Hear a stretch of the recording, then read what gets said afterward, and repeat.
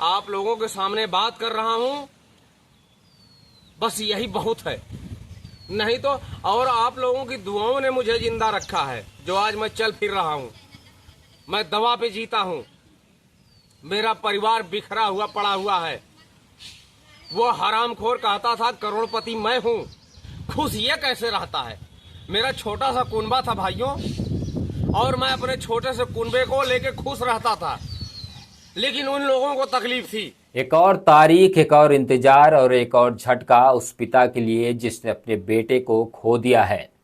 इंसाफ की आस में अब तक बस तारीखें ही मिली हैं। अनुराग यादव की मौत को कई महीने हो चुके हैं, लेकिन आज भी उसके पिता इंसाफ के लिए वही सवाल पूछते हैं कि आखिरकार मेरे बेटे को क्यों मारा गया और उसका कातिल अब भी खुला क्यों घूम रहा है।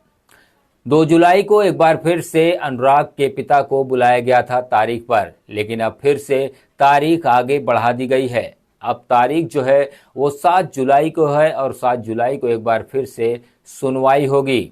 लेकिन सवाल ये उठता है, क्या इंसाफ अब भी बस तारीखों में ही मिलता है? ये सिर्फ एक पिता की नाराजगी नहीं है, ये उस टूटे हुए भरोसे की आवाज है जिसने न्याय की जगह अब सियासत ने ले ली है। क्योंकि अब सवाल उठ रहे हैं, क्या अनुराग की मौत पर राजनीति हो रही है या फिर मामला कुछ और है। अनुराग के पिता भावुक होते हुए कहते हैं, जिसने मेरे बेटे की हत्या की वो लोग अब छूटने लगे हैं, और जो लोग मेरे बेटे की मौत पर राजनीति कर रहे हैं मैं उन्हें बद्दुआ दे रहा हूं। गुस्से में उन्होंने न जाने किस पर अपना गुस्सा उतारते हुए बोले, आज जब घर गिराने की बात हो रही है, लेकिन जब वो घर बन रहा था तब कोई क्यों नहीं बोला? क्या तब सबकी आंखें बंद थी? एक पिता की पुकार, एक बेटे की अधूरी कहानी और एक सवाल जो आज भी जवाब मांग रहा है, इंसाफ आखिर कब मिलेगा? शायद कानून की किताबों में इंसाफ लिखा हो, लेकिन इस पिता की आंखों में अब बस खालीपन है। अनुराग अब नहीं है, लेकिन उसकी याद और उसके सवाल दोनों जिंदा हैं। अब सवाल ये उठता है कि आखिर इंसाफ कब मिलेगा। दरअसल एक वीडियो में जो है अनुराग के पिता भावुक होकर उन्होंने कई सारे सवाल खड़े कर दिए हैं। उन्होंने वीडियो में जो कुछ बोला है वो कहीं ना कहीं भावुक कर देने वाला पल है। जब आप उसको सुनेंगे तो आप भी भावुक हो जाएंगे। से मिलने जा रहे हैं, पूछिए कभी राम जी से भी मिलने कोई आता है? कोई नहीं आता है भाइयों। ये गरीब आदमी आज परेशान है। हमारी दुनिया उजड़ चुकी है, आप सब लोग जानते हो। बार बार वही रिपीट करना मैं नहीं चाहता। और हमारे ऊपर इल्जाम क्या लगता है? आलतू फालतू बोलते हैं। तो मैं आलतू फालतू नहीं बोलता भाइयों। मैं आके बैठा हूं किसी एक जगह एकांत में, कोने में, क्योंकि भीड़ से अब मुझको दिक्कत होती है। और ये जितने लोग हैं जो भी राजनीतिक रोटी सेक रहे हैं हमारे बच्चे की लाश पे, धिक्कार है सबको। मर जाओ यार, जी क्यों रहे हो? मैं तो मर चुका हूं। मैं मर चुका हूं। मैं जिंदा लाश हूं। आप लोगों के सामने बात कर रहा हूं, बस यही बहुत है। नहीं तो और आप लोगों की दुआओं ने मुझे जिंदा रखा है, जो आज मैं चल फिर रहा हूं। मैं दवा पे जीता हूं। मेरा परिवार बिखरा हुआ पड़ा हुआ है। वो हरामखोर कहता था करोड़पति मैं हूं, खुश ये कैसे रहता है।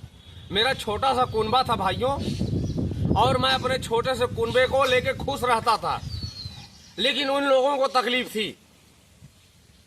आज सब लोग बहुत बहादुर बन रहे हैं ना। सब कोर्ट पहुंचे हैं तो बोल दीजिए हमारे वकीलों की फीस दे के चले आए, मैं मान जाऊंगा। आज हाई कोर्ट में भी तारीख है। राजकुमार का लड़का छूट गया, पूछिए पता है किसी को? राजकुमार का लड़का छूट गया।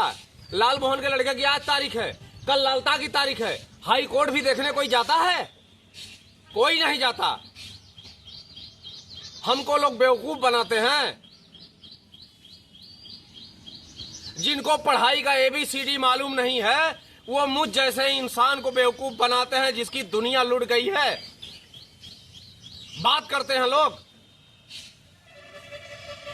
मैंने एक वीडियो सच बना के डाल दिया था, सच का वीडियो बना के डाला था, और इन लोगों ने क्या किया? इन लोगों ने यह किया कि फालतू बोल रहे हैं, अनाप शनाप बोल रहे हैं। सच बोलना गुनाह है? नहीं बोलूंगा मैं। बात करते हैं यार। पागल होके मैं घूम रहा हूं, कलेजे का टुकड़ा मेरा गया हुआ है। सारे लोग बताते हैं हमको कहानी, सब जानता हूं मैं। दाढ़ी बाल ऐसे सफेद नहीं हो गए हैं। आज लोग घर गिराने में परेशान हैं, तो जिस समय घर बन रहा था तो क्यों नहीं गिराए? क्यों नहीं रोके? मेरे घर पे मुकदमा हुआ तो क्यों नहीं रोके? मेरा बगीचा रोका गया, मेरे खेत की नाप कराई जानी थी, जो बंजर में बनवा रहा था उसको क्यों नहीं रोके? क्या करने के लिए हो?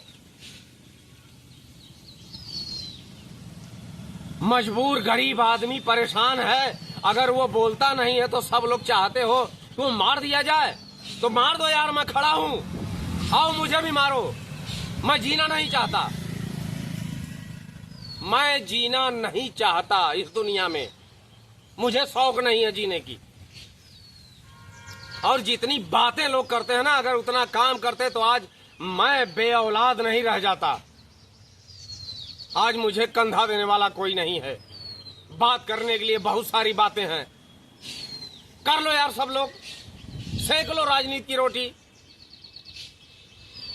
कितनी मदद किए हो?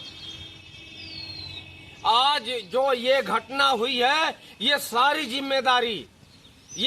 जिम्मेदारी जिसकी है सब लोग जानते हैं, मेरा पूरा गांव जानता है। ठीक है भैया, नहीं बोलूंगा मैं। जो भी करना है सब लोग करिए, मैं नहीं बोलूंगा।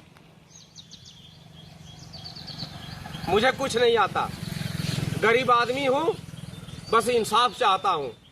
और अपने पूरे देशवासियों से बस प्रणाम निवेदन करना चाहता हूं कि भाइयों, जिस तरह से आपने सहयोग किया है, और जो लोग नाम कमा रहे हैं ना,